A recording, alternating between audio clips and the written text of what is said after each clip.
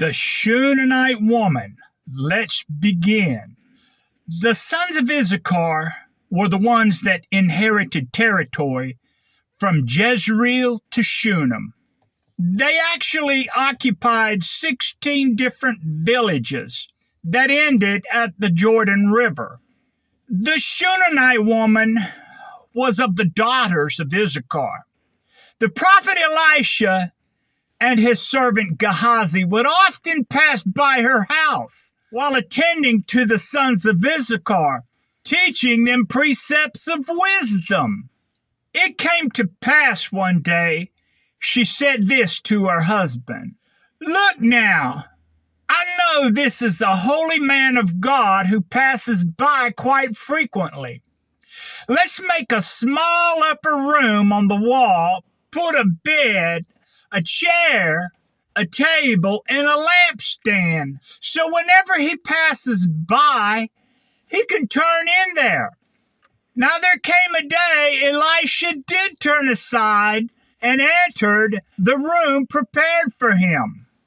On one particular day he said to Gehazi, his servant, "Call the Shunammite woman and say to her, 'What shall be done for you?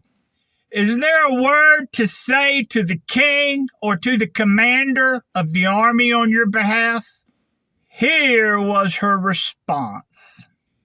"I dwell childless among my own people, and my husband is old." And so it was, according to the word of Elisha, he said this to her, "According to the manner of women, you shall be holding a son on this hour."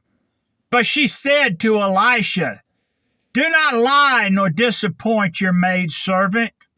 And so it was, according to the manner of women, she conceived and bore a son about the same hour of the day as Elisha spoke to her. Now here's the thing about this woman. While the child was still yet small, she allowed him to go into the field with the reapers.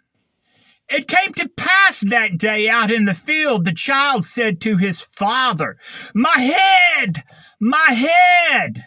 His father turned and commanded one of the servants to carry him to his mother. When the servant brought him to his mother, the child sat on her knees until noon and then died. So she went up, laid him on the bed of the man of God, shut the door behind her, and went out.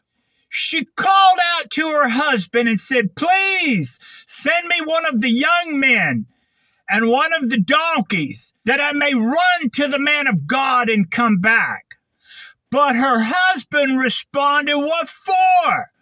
Why are you going today? It's neither new moon nor the Sabbath." Now listen to her response. Here's what she said.